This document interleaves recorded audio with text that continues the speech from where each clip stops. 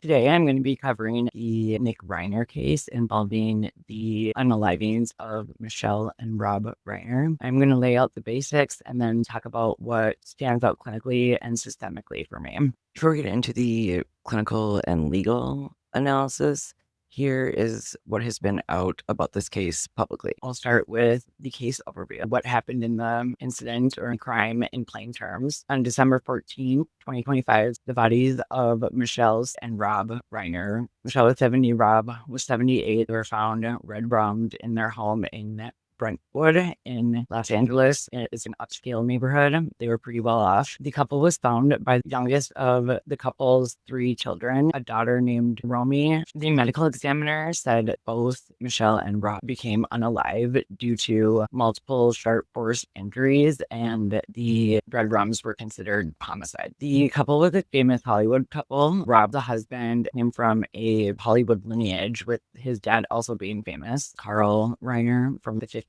Rob Reiner himself ended up a famous actor and director. He was really famous back in the 70s because he was one of the main characters on the popular sitcom All in the Family. And then after that, he ended up starting to direct movies, and he is an experienced director that has a lot of well-known movies under his belt. For example, he was the director of Misery, A Few Good Men, Princess Bride. There's another one that I was like, oh, that's great. Oh yeah, When Harry Met Sally. And actually, When Harry Met Sally is when he met Michele, his wife, on that set. And when he became best friends with Billy Crystal. As I mentioned, the couple had 3 children. There was their youngest, which was Romy, their daughter, who, like I said, just turned 28. And then they had their middle son, Nick Reiner, who is currently 32. And then they have their oldest son, Jake Reiner, and he is 34. Multiple outlets reported the family attended a holiday party hosted by Conan O'Brien, who is like my number one first crush ever. The night before, witnesses described a heated argument between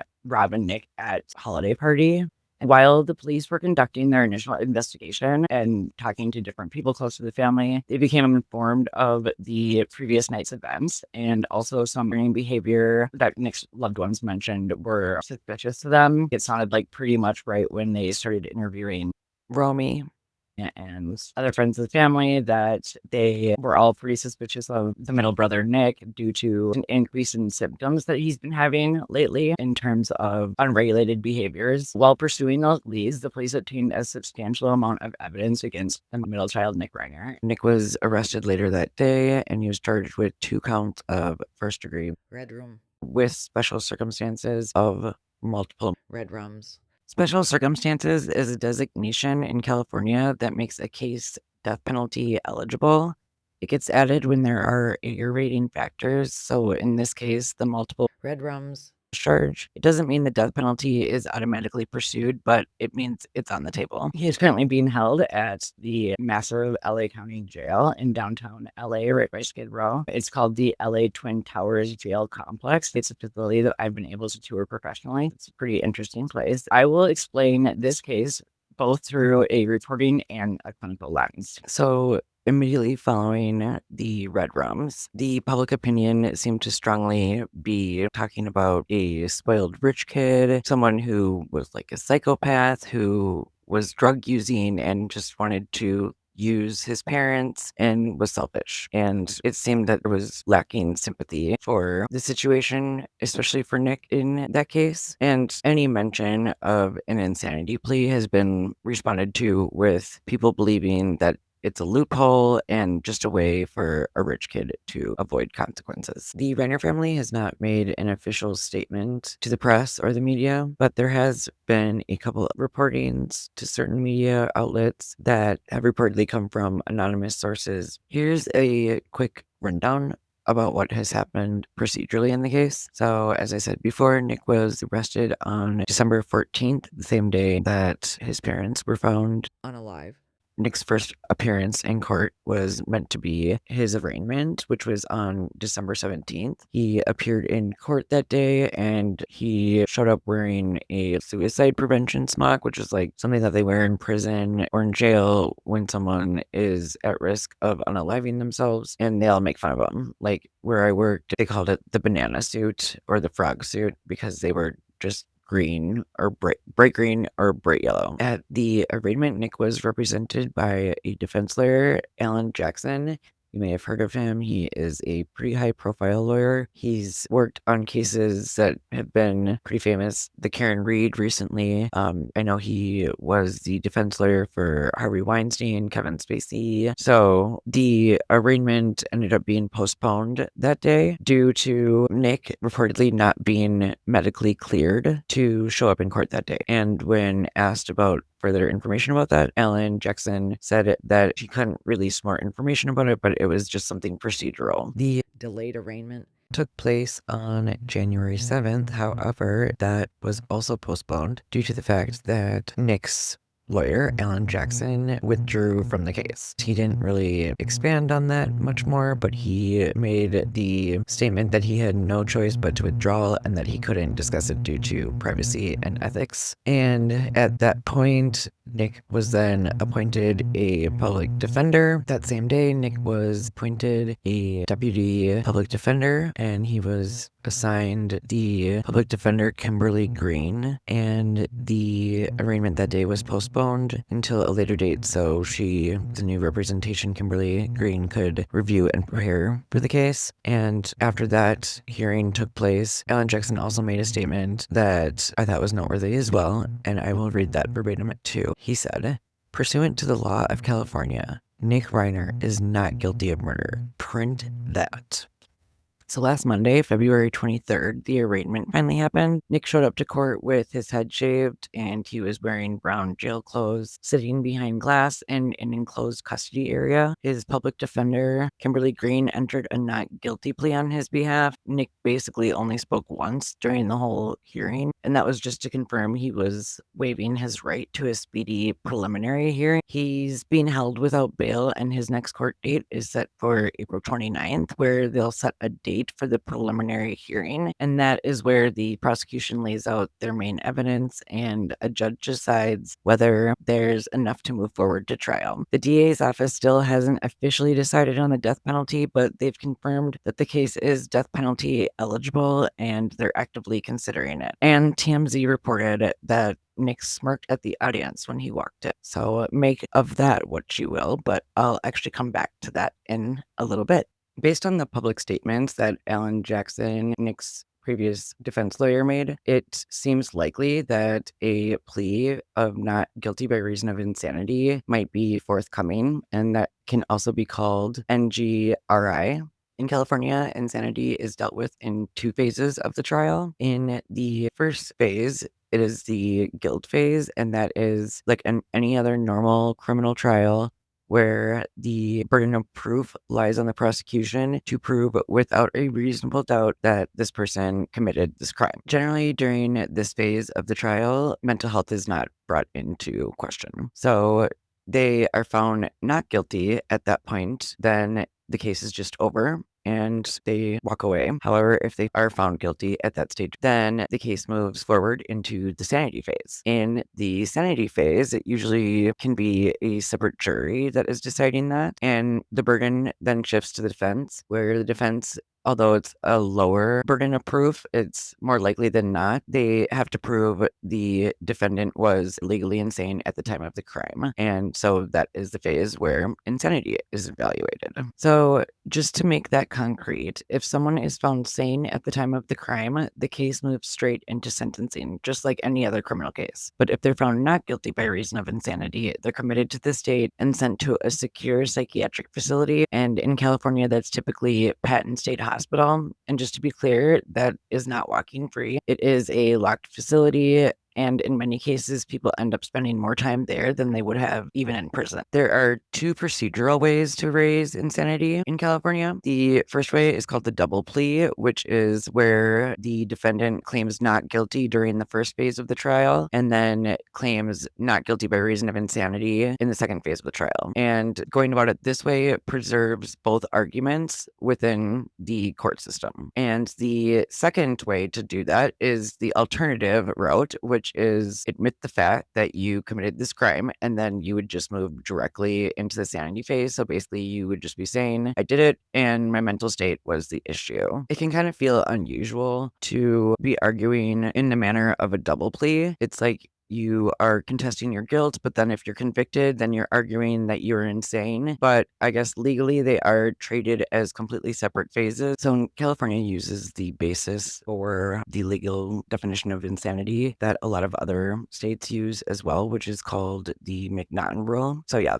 here's the McNaughton rule. It says that you are legally considered to be insane if you did one of these two things. One, you either did not understand the nature of your criminal act, or you did not understand that what you were doing was morally wrong. So if you can prove, this is my cat Lila, isn't she awesome?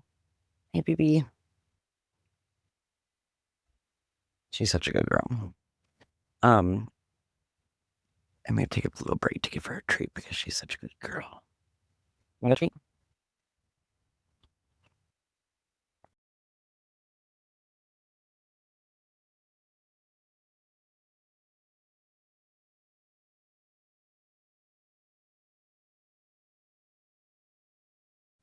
So, one, you did not understand the nature of your criminal act, or two, you did not understand that what you were doing was morally wrong. So, if you, and it is the burden of proof on the defense to prove that it is more likely than not that they experienced one of these two criteria at the time of the crime. And here's the part that I think a lot of people get wrong when I see these cases and hear people discussing them online, and that is how people think that using not guilty by reason of insanity is basically a like get out of jail free pass, and basically you just get to walk out the front door like you didn't do anything wrong. And that is definitely not the case. Like in some cases with people that I have worked with that have been found not guilty by reason of insanity, or that haven't been but should have been found, that it is definitely not getting out of free.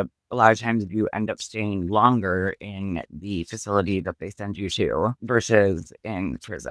So I think that that's important to note. And they usually spend a ton of time at that facility, and basically the court forces them to take medications and follow a really good regimen. And a lot of times it is super helpful for people that did commit something under not reason, guilty by reason of insanity. And I think when it comes into making these legal assumptions or evaluations or assessments, this rhetoric is not very much aligned with the actual like clinical assessment that are followed like within the actual mental health field. And so that makes things a lot more difficult. So yeah, the legal system and the mental health system have fundamentally different goals at their core, in my mind. The legal system's goal in criminal cases seems to be that we want accountability and we want people to be punished. So making sure that someone pays for what they did and that the public feels that justice has been done and was served correctly. But the mental health system's goal is more to identify what's actually going on with this person and then treat it. So two goals can definitely directly conflict with each other. One is kind of looking backwards at what happened, and the other is looking forward at what this person needs and also what our community needs. The thing that we should take away from this case is that we can do both, acknowledge that harm has been done and also appropriately address and treat illnesses. Those things are not mutually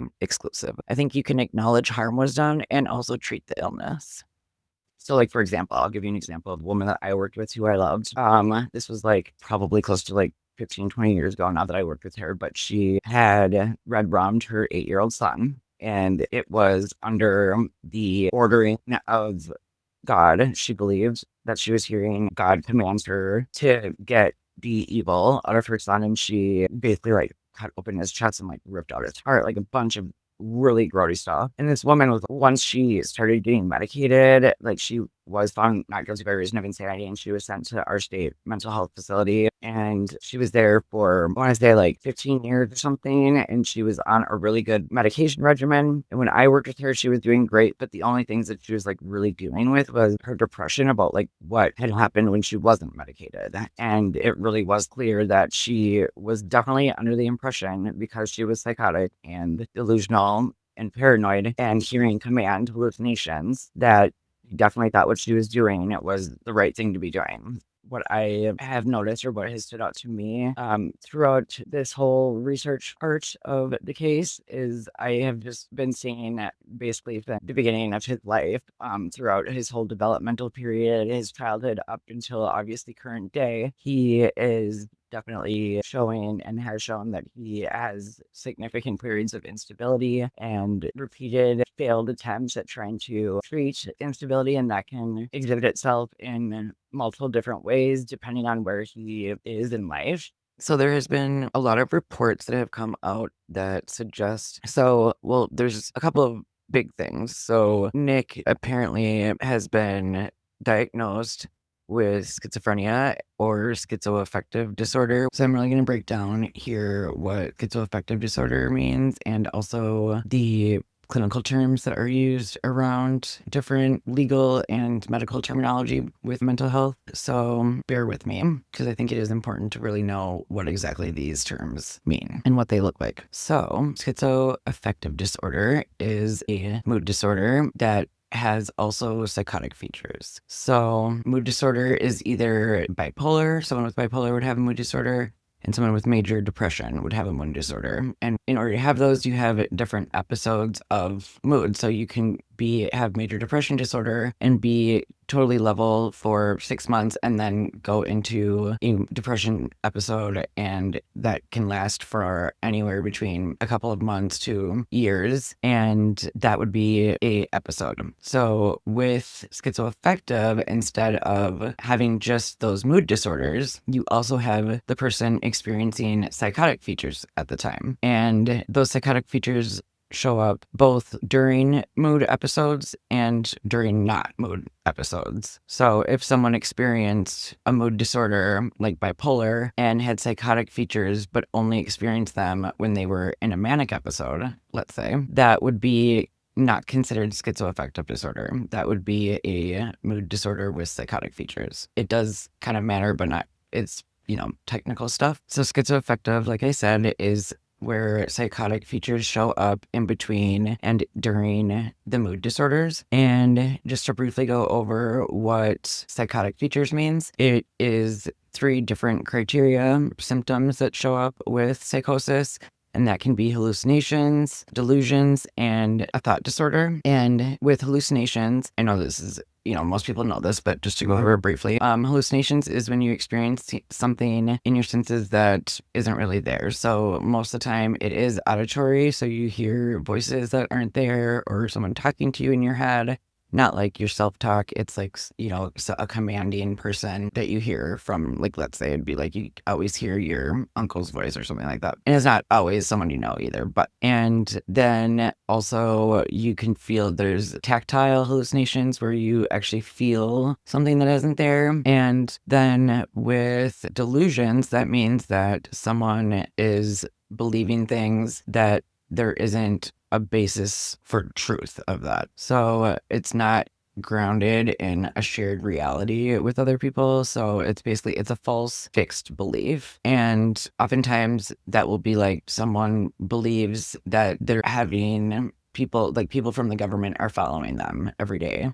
And that when they went to the dentist, the dentist implanted a device in their tooth that now the government can always see and hear what they're doing. Usually the delusions are grandiose, like kind of over the top, being like, oh yeah, the president is watching me all the time, or something ridiculous happened, like something was implanted in my tooth, and usually paranoid as well. So you think that someone is following you, or that people are always talking about you, or that you just in general think that people are out to get you. And then disorganized thinking is basically where your speech just becomes really tangential, really doesn't make a lot of sense. Sometimes people talk about word salad, just topics are really loosely connected. Definitely you would be like, what is this person talking about if you heard them talking? As I mentioned before, affective disorder is considered to be a serious and persistent mental illness. And what that clinical terminology usually means is it's usually used in court or medical settings, sometimes legal settings, in order to figure out like Social Security or disability, Medicaid, and stuff like that. Generally, SPMI, or serious and persistent mental illness, generally refers to someone that has a very serious psychiatric neurologic problem, and they have significant impaired functioning, and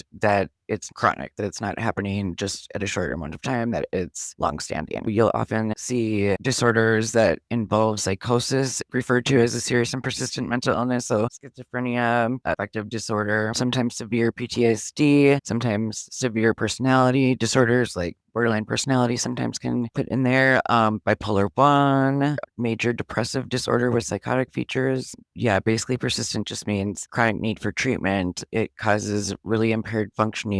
You have a inability to work. There's ongoing symptoms and reoccurring hospitalization. You can't find stable housing. So if you saw someone show up to the clinic that was diagnosed with schizoaffective disorder, what you would see is someone that is experiencing a lot of paranoia, and it doesn't have to be all of these, but it can be a combination of these. So chronic auditory hallucinations. Oh, the other one that I remembered was visual hallucinations. So you see things that aren't there, and thought disorder and severe mood instability. And a lot of times too, with these serious and persistent mental illnesses, people abuse substances in order to try to help self-regulate and trying to quiet that internal noise. So that's a little breakdown of schizoaffective. Okay, so now that we've broken down what schizoaffective disorder actually looks like clinically, let's bring it back to Nick specifically and look at what's actually been reported about his history with all of this. Several anonymous people that have spoken with the media that apparently seem to know this case pretty well have reported that Nick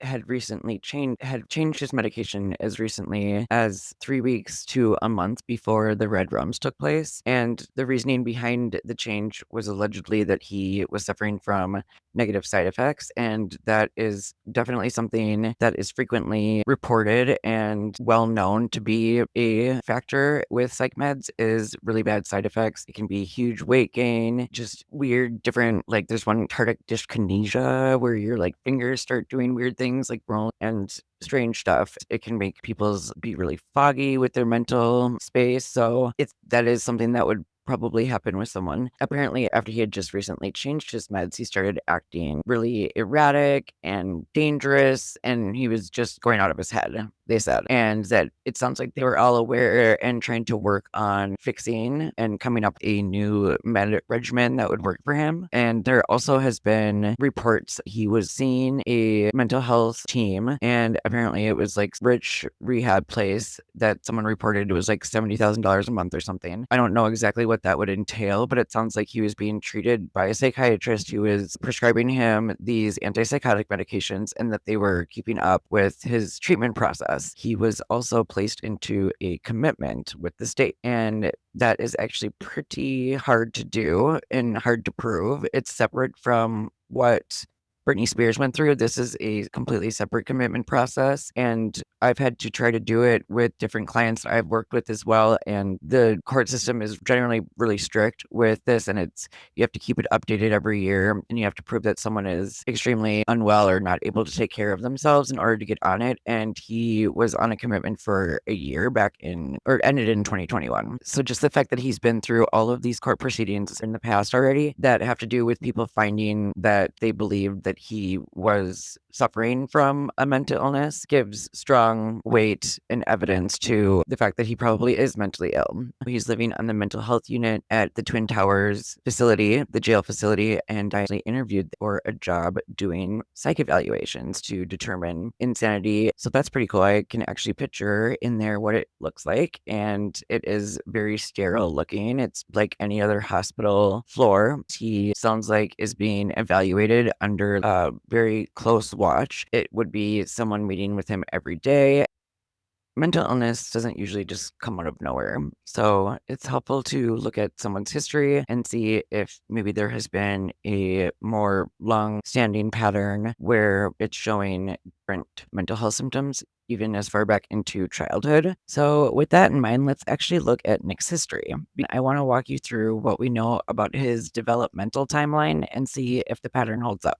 There's something called the prodromal phase of schizophrenia and other thought disorders, and that is a period of time where before the symptoms of the disorder completely start showing up, you'll notice a change in the individual's behaviors leading up to when psychotic symptoms start showing up. So it would be functional impairment again, and showing more of a blunted affect, or not getting along at school as well, or mentioning odd beliefs. Also, some of the symptoms in childhood can look like neurodevelopmental disorders as well. So you might see similar symptoms as someone on the autism spectrum with someone else that might be having challenges with a thought disorder. And that's why it does become difficult to try to really narrow it down and rule out everything, especially in childhood, if someone's using substances and or taking a while to really start showing all of the symptoms that are going to eventually be a significant factor in their life. So now I'm going to walk through Nick's timeline through his childhood to teen years and then into his adulthood. I'm going to use just what's been reported publicly so far and talk about how he may or may not fit into some of these descriptions. To understand Nick inside his family system, I pulled from a few different places. I read a lot of the reporting from different newspapers and different tabloids, but I also was able to look at public information that had been put out by the family themselves. Sometimes with high profile cases, you have more primary source content than usual, like interviews or press footage that show how people are presenting and interacting in real time, which is kind of nice. One of the earliest glimpses we get into Nick's childhood actually comes from someone pretty unexpected. A yoga instructor named Alana Isabel, who worked with the Reiner family when Nick was just a kid. Yoga instructor Alana Isabel had said that working with Nick when he was a child was extremely challenging. She was the yoga teacher instructor for the family, like the Reiner family. And she said that due to the unique experience that she had working specifically with Nick when he was a child, she wrote a child's book, and it's called A Chair in the Air. She said that because of working with Nick and being challenged by him and seeing the way that he treated his family and his parents, that she was inspired to write that book. And it's basically a kid learning empathy story. Also, when you listen to the family talk about Nick in different interviews, well, it kind of is throughout all of the reporting with his family, but there's definitely a theme that comes off of an emotional disconnect that doesn't really seem brand new. Like, it seems like he's always kind of had a little bit of emotional disconnect since childhood, and it seems like it's continued, like never really stopped. And that's even over substance use or not. For example, his brother Jake said something along the lines of, "We really loved him, but for some reason, he just didn't love us." And you can actually see this pattern showing up visually too. Look at how Nick presents in photos over the years compared to the presentation of his peers, such as his siblings and the interviewers. There's something that reads as just off, and that tracks with what we then see in interview footage.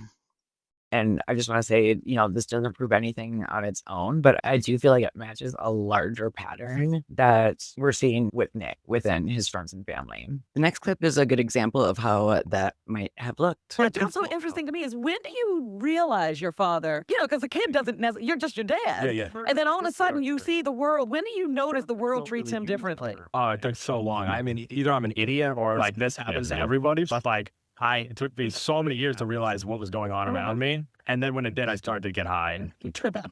You can also see Nick disengaging during some of these interviews. I'm going to throw up a couple examples because the vibe is definitely noticeable. Moodiness and a melancholy to it, but it also has laughs and there's fun to it. So that's more my personality. And I always see funny things and also sad things. I try to blend the two if I can. Nick, what about you? How often do you find yourself having the same sort of comic tenor as your father? Well, I try to be funny whenever I can, but I don't really know. I don't know what that meant. Well, when you're working on this script, did you feel like you had to sort of inject humor, or did you sort of find the humor? What they're doing. That's not to say that there aren't elements of AA that are good, which is the community part of it, to know that there are other people struggling like you are. But ultimately, when it comes down to actually helping that individual's problems is going to be different from this other guy's problems, and even though they might be taking the same drug for whatever reasons. So I think ultimately there's hope, but it's a process that's going to take place. Yeah. Oh yeah. Well, yeah. It's all about coping skills. Right. These kids, these young people, don't know how to cope with their emotions. That's exactly right. That's what leads them to self-medicate. And That's exactly right. Down that path. Right. If they don't know how to deal with what they're feeling and how to express those feelings, that's how they resort to drugs and alcohol. That's exactly right. Prevalent in this community. Yeah, yeah. Were you going to say something, Nick? Yeah, just, millions of people, whether they want to admit it or not, struggle with addictions of some kind, of like drugs or whatever. And like since the 1930s, the most cutting edge, science in this is, AA. And for some people it works. For other people, it doesn't work. And it's a process in which they say relapse is a part of recovery. Right? If you relapse enough times, you start to think, okay, you're always supposed to believe I'm the problem instead of thinking that the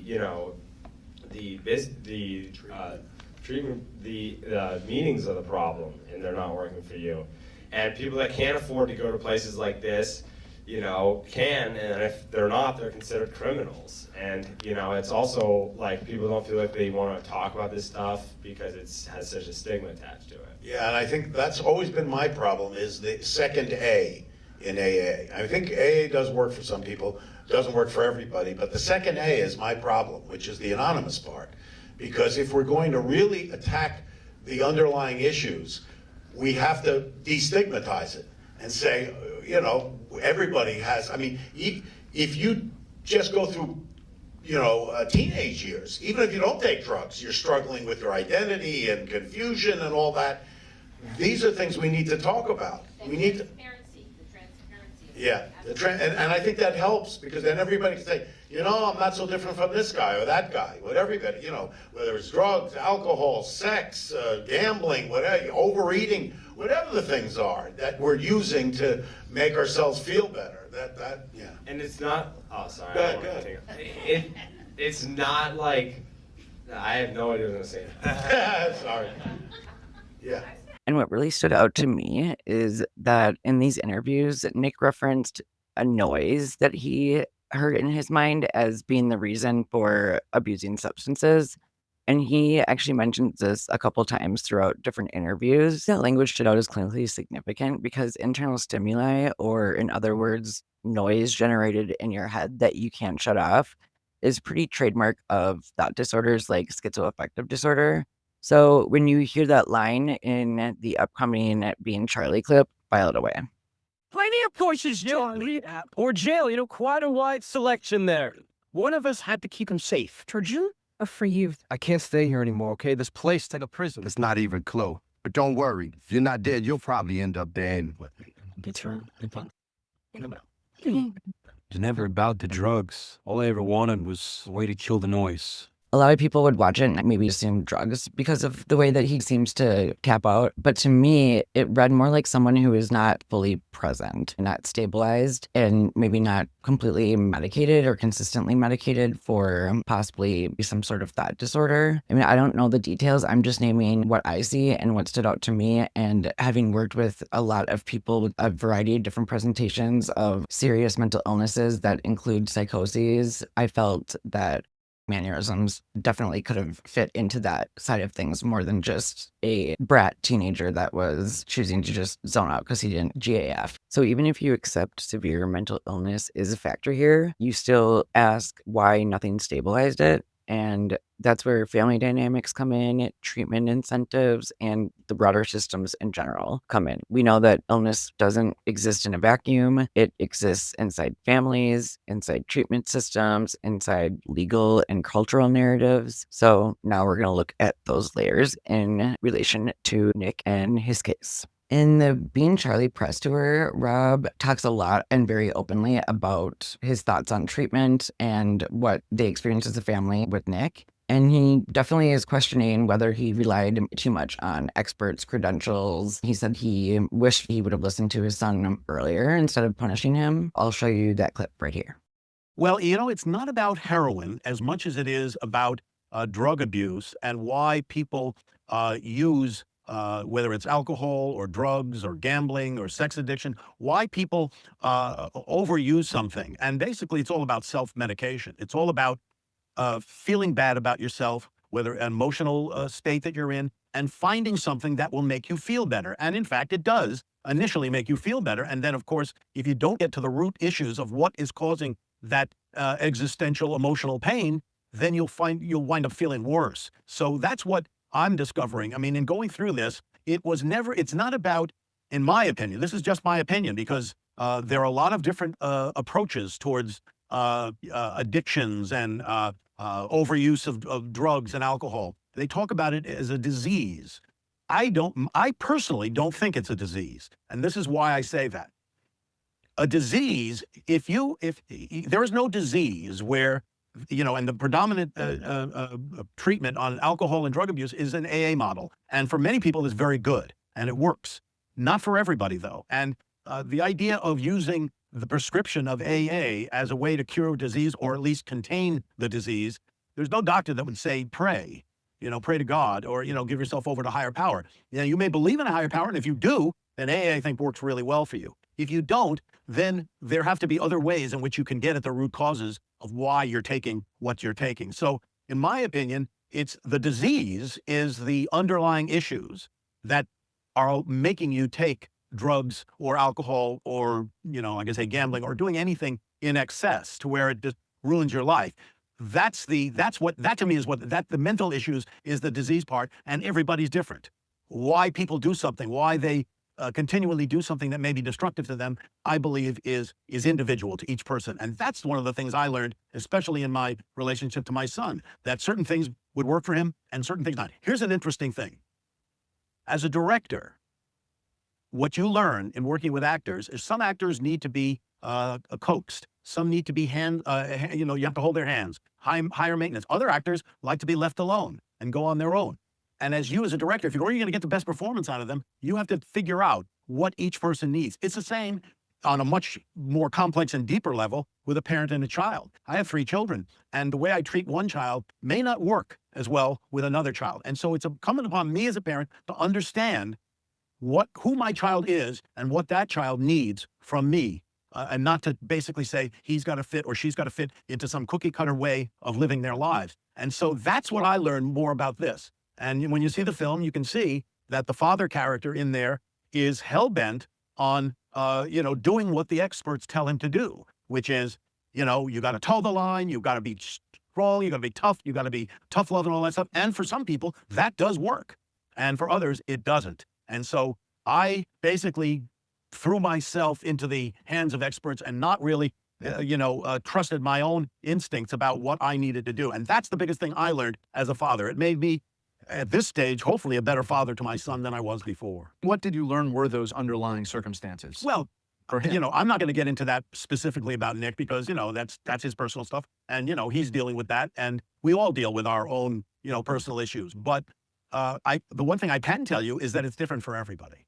There's not one thing that causes somebody to overuse a medication or alcohol. It's an individual issue for each person. The one thing that we can kind of all agree upon is that this should not be criminalized. People who are suffering with emotional problems should not be punished for having those emotional problems. It starts to destigmatize the whole idea of mental health and drug issues and so on. So that's something we can all kind of agree on. And you see this on both sides of the aisle, Republicans and Democrats talking about reforming the criminal justice system to not incarcerate people who are being arrested for drug use, but finding other ways of helping them cope with the problems they have. If you see somebody who's hurt or is injured, if somebody, can't walk and there's something wrong with their leg, you don't say, well, just get up and run. No, they can't. They need help in order to be able to run at some point. So that's I think the biggest part of it for me. That's what we've learned. That we need to decriminalize this and make this so that we can, as a society, help people. What was the toughest for you? What do you think, Nick? It wasn't very tough. I mean, it was pretty nice experience for me. I don't really think it was like tough at all. I mean, of course it was a little bit, but I mean, we did get into fights over things, but ultimately it forced us to make the film better. I mean, we get into issues, and I would see, the whole process for me, I can just speak for myself, it did make me understand him a lot more, and I think it made me a better father. Hopefully it did. I don't know, but I think that, and you'll see it in the film, what happens is, your kid, if your kid is going through rough times, the parent your main job is to keep your child safe. So I would do anything. I felt at a loss. So I would do anything that as we say in the film, anybody with a desk and a diploma, I would listen to them. And the whole idea of tough love and you have to be a certain way. And it's not my nature. It's not the way I am built, but I went and did that, and I think that, at the end of the day, I know my child better than an expert does. And I probably should have trusted my own instinct. And that's one of the things I did learn about the whole experience. I think the bonding came not from the story itself, but from the fact that we were working on a movie together, and I could see him and I would think, in the form that he could express himself the best, which is making movies, because he has so much experience. And so seeing that sort of turned me around to be like, okay, I should probably, No, sorry, I'm responding. I should probably shut up and listen to him, because he knows a lot more about this. He knows I don't know anything. So I'll learn whatever he has to teach me.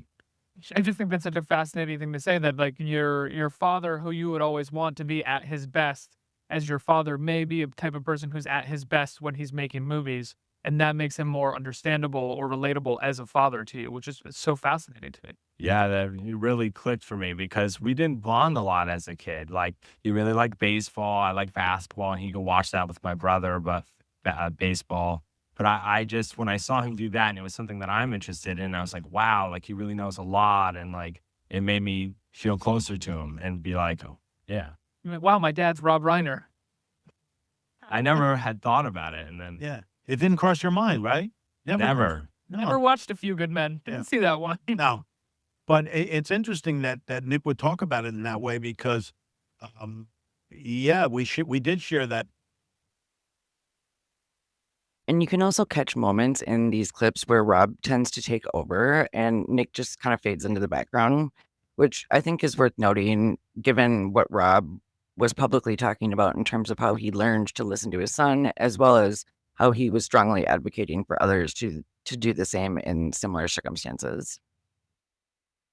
I'm not saying that to blame the parents by any means, but I do think it's noteworthy, the mismatch that's going on between the message that Rob was presenting and reporting versus what we're actually seeing in real time. Another thing that stood out to me is how the movie, I felt like, jumped the gun a little bit. It builds toward this message of gaining knowledge and learning, like listen to your kid and don't punish people, support people, but it doesn't really answer or address the harder part, which is listen to your kid saying what and then do what. The way it wraps, it makes it feel like there's some sort of closure from everything that we know and we've seen. Like in his interviews, you can tell he was still struggling and definitely not at a place where he was in active recovery. I think it shows that Nick might not have actually been at a place of healing, or he hadn't been healed, and that he was still struggling. And I think that gap matters, even though you can write a Hollywood screenplay that fits some things about your life. I think ultimately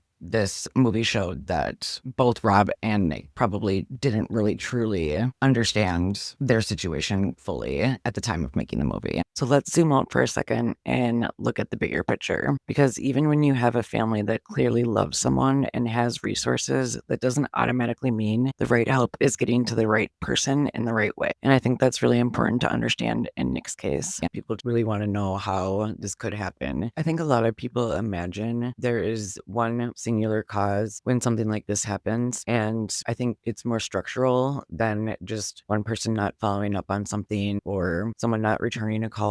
We can see within the current structure that we have, there's a lot of things that can leave someone untreated and in a vulnerable position for something like this to happen. It's not usually one moment. It's usually a long pattern of different types of care that don't always match the needs of the people that are in the system. So for example, people a lot of times have fragmented care. You might be seeing one person for substance abuse and another person for mood disorder and another person for psychosis, and none of them talk to one another without having a comprehensive, fully cohesive view of this complex case, it makes it a lot harder to treat. Systems are developed to only respond when a catastrophe happens. It's mostly just crisis response, and that really can make things unstable with the family and with an individual. And there isn't a lot of guidance for people who are looking to support their loved one. This isn't about assigning blame to one person. This is a structural failure more than just a singular failure. I think this idea of a spoiled rich kid narrative, although it is easy and nice because it gives us someone to blame and emotionally makes us feel better that we don't have to do anything about it, I think it does ignore this documented instability that we're seeing. It ignores all of the treatment attempts that Nick and his family went through. It does not take into account that these complex psychiatric cases can really fall through the cracks between these systems, like between substance abuse and mental illness systems, especially when they overlap. If we want to help with prevention before a crisis happens, we need to look at stabilization before crises, and continuation of care matters. That's why dual diagnosis treatment matters. All of these things, when not addressed, really encourage instability. And when instability happens is when we see these tragic and extreme outcomes like we do with the Reiner family. However, the pattern of people cycling through inadequate systems is not extreme. Unfortunately, that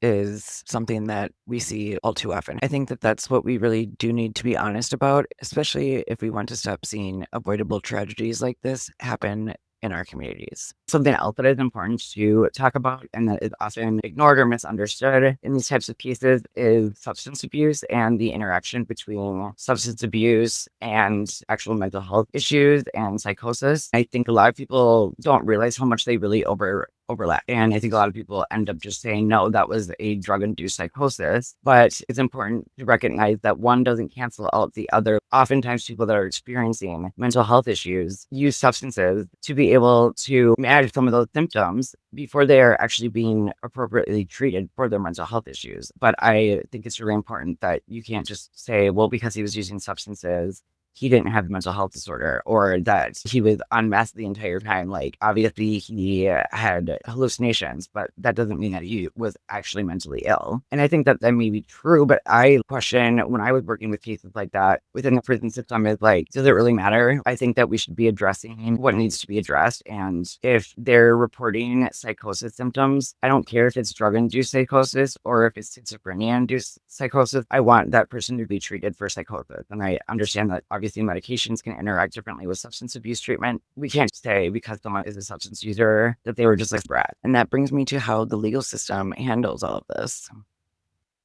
I think if people are malingering, it's probably because they just are desperately wanting to be helped and those issues to be addressed, and they haven't been throughout their lives. So they think reporting symptoms will actually get them the help that they need. There are specific malingering tests, and I can talk about those specific ones too. I have experience giving about like 3 or 4 malingering assessments, and in my opinion, they're all dumb and they don't really address the matter that they should. Unfortunately, psychologists in prisons do that, and then they're like, no, they're lying. They're just like an evil person. They're antisocial. We don't need to give them mental health help. But the thing that's wrong with that is then the people that actually do have these mental illnesses and aren't actually put into an appropriate facility to treat them and to work with them on their mental illnesses, they then are released out back into the community without having received any help to address the behaviors and actions that got them in prison in the first place. To summarize, that it's not easy to fit consistently over time, especially when there is documented across settings and there's collateral history, which I believe in this case with Nick there is. But we won't necessarily see that in full until things really start coming out. But that is definitely the impression that I'm getting at this point. When people angrily comment, "Using mental health as an excuse," I can see why I'm feeling like someone isn't really taking full accountability for their actions and why that might hit a nerve. But I think that that often overlooks and doesn't address what we should all be number one looking at and concerned about, which is the safety of our community and people in the community. And that includes both people that can be offenders and people that can be victims. And I think a lot of times offenders are also victims, vice versa. But I think we really need to be looking more systemically at things. Like, what does it look like with a person who has really complex symptoms and oftentimes maybe overlap multiple areas? It's not black and white. How do we address this person's issues in an appropriate and effective way when they get bounced all around to all these different inadequate systems and unstable treatment centers that are exploitative, looking to make money for the owners, and they're not necessarily off of efficacy? Someone can go until they hit a crisis, like red rum someone's parents in a horrific way, and then nothing is done until that point. And I think we should be more concerned about how do we stop this from happening again, or how do we stop it from happening in the first place? But especially after it happened in the first place, after it's already hit a catastrophic level, how do we make sure that this isn't going to happen again? And that's why I keep coming back to the same point. Even with money, access, and love, the actual treatment pipeline can still be fragmented and the wrong fit for complex psychiatric needs. So when people reduce this to a spoiled rich kid narrative, it prevents us from seeing the real warning signs and the real failures that we can learn from. This doesn't excuse what happened, but it does help explain how a family can be trying with a lot of resources and still end up in a catastrophic outcome because the system isn't built for complex psychiatric needs within all these treatment programs. If we actually care about prevention and community safety, we have to look at the treatment pipeline, the gaps, and the incentives, not just the easiest headline. Alrighty, if you're still here, thank you so much. I appreciate you being here and taking the time to sit through a pretty heavy topic and to think about it with me. My heart really does go out to everyone that is involved or impacted by this case, especially the Reiner family and everyone affected by what's happened. If you have any thoughts, please drop them below, but keep it respectful, please. And we can hopefully disagree with still being nice. If you haven't subscribed yet, that would be so awesome. If you could, it's free and it really does help with my channel and helping it grow. Also, if you want to give the thumbs up on the video or hype it, that helps a lot too. My goal this week is to gain 50 subscribers. So if you feel like supporting me and supporting this work, that would mean a lot. I will see you all in the next one. Peace and love. Bye.